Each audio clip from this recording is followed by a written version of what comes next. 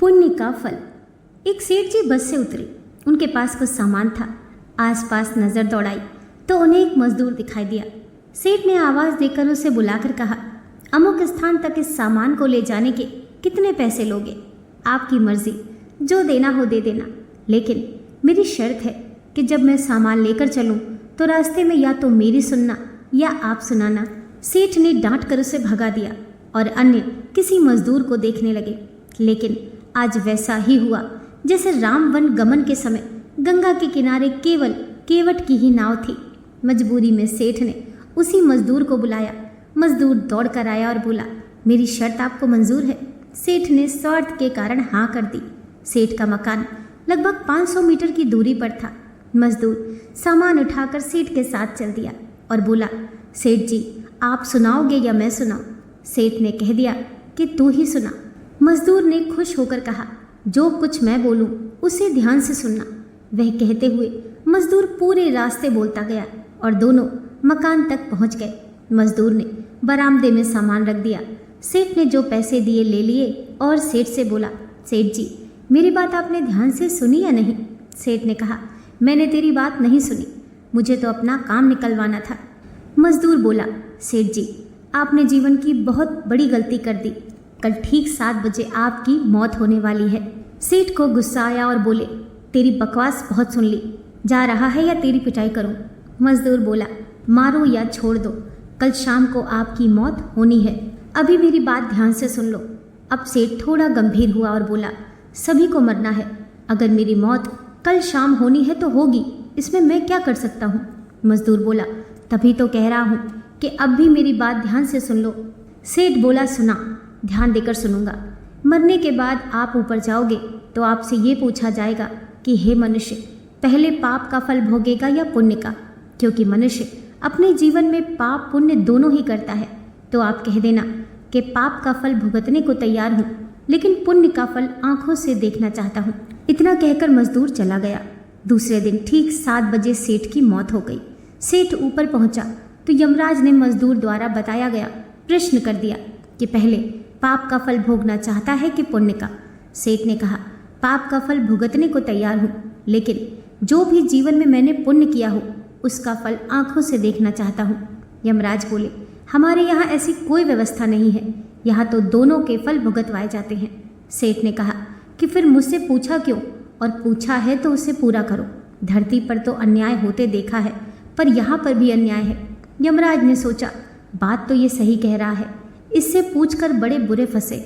मेरे पास ऐसी कोई शक्ति ही नहीं है जिससे इस जीव की इच्छा पूरी हो जाए। विवश होकर यमराज उस सेठ को ब्रह्मा जी के पास ले गए और पूरी बात बता दी। ब्रह्मा जी ने अपनी पोथी निकालकर सारे पन्ने पलट डाले, लेकिन उनको कानून की कोई ऐसी धारा या उपधारा नहीं मिली जिससे जीव की इच्छा पूरी हो सके। ब्रह्मा भी विवश होकर यमराज और सेठ को साथ लेकर भगवान के पास पहुँचे और समस्या बताई। भगवान ने यमराज और ब्रह्मा से कहा, जाइए अपना अपना काम देखिए। दोनों चले गए। भगवान ने सेठ से कहा, अब बोलो तुम क्या कहना चाहते हो? सेठ बोला, जी साहब मैं तो शुरू से एक ही बात कह रहा हूँ कि पाप का फल भुगतने को तैयार हूँ, लेकिन पुण्य का फल आंखों से देखना चाहता हूँ। भगवान बोले, धन्य है वह सदगुरु जो तेरे अंतिम समय में भी तेरा कल्याण कर गया। अरे मूर्ख, उसके बताए उपाय के कारण तू मेरे सामने खड़ा है। अपनी आंखों से इससे और बड़ा पुण्य का फल क्या देखना चाहता है? मेरे दर्शन से तेरे सभी पाप भस्मीभूत हो गए। इसीलिए बचपन से हमको सिखाया जाता है कि गुरुजनों की बात ध्यान से सुननी चाहिए। पता नहीं कौन सी बात जीवन में कब काम आ जाए। लालच बुरी बला है। एक आदमी के घर एक सन्यासी मेहमान आए।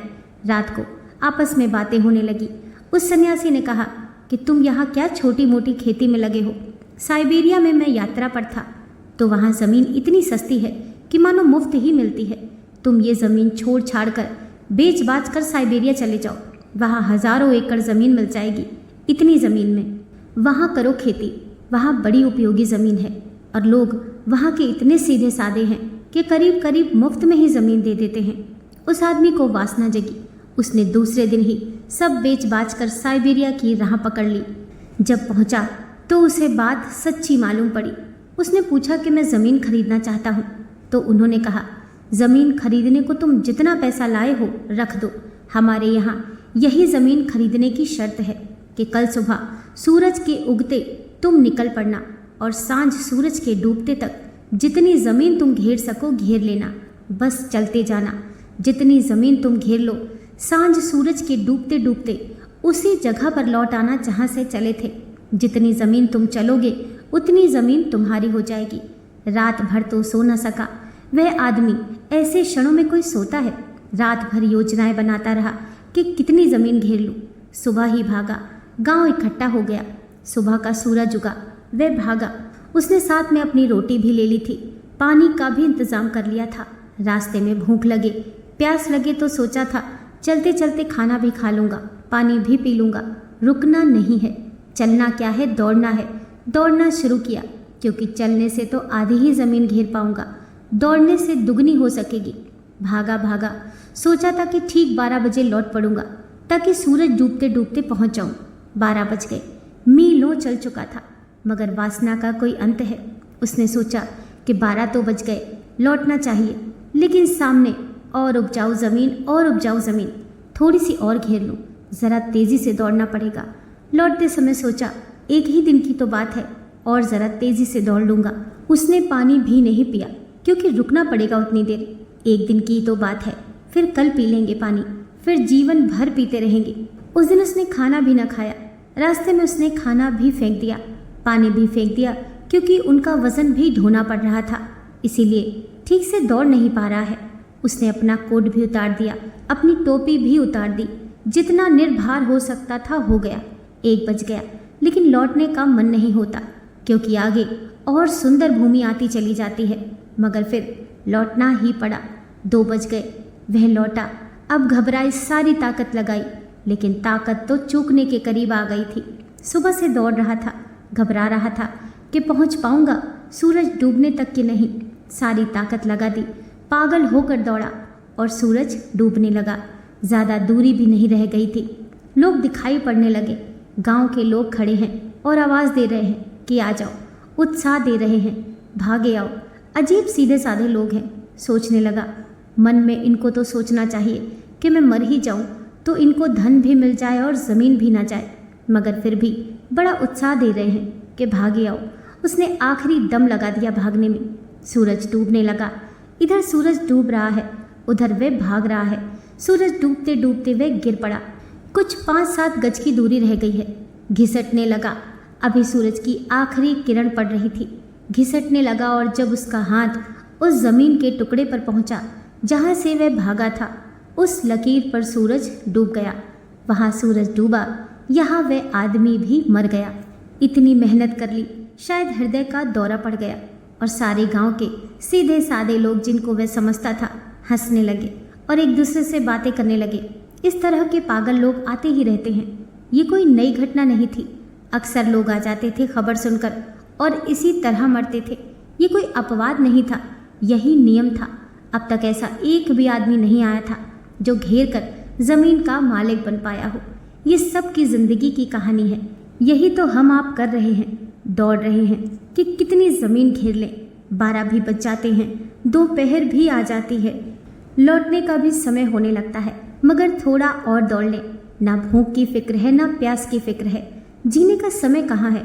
पहले ज़मीन घेर लें, पहले तिजोरी भर लें, पहले बैंक में रुपया इकट्ठा हो जाए, फिर जी लेंगे। एक ही दिन का तो मामला है, और कभी कोई नहीं जी पाता। गरीब मर जाते हैं भूखे, अमीर भी मर जाते हैं भूखे। कभी कोई नहीं जी पाता। जीने के लिए थोड़ी विश्रांति चाहिए, जीने के लिए थोड़ी समझ चाहिए। दोस्तों, आशा करती हूँ आज की कथा आपको ज़रूर पसंद आई होगी। वीडियो पसंद आई हो तो लाइक कीजिए, चैनल को सब्सक्राइब कीजिए। मिलते हैं नेक्स्ट वीडियो के साथ।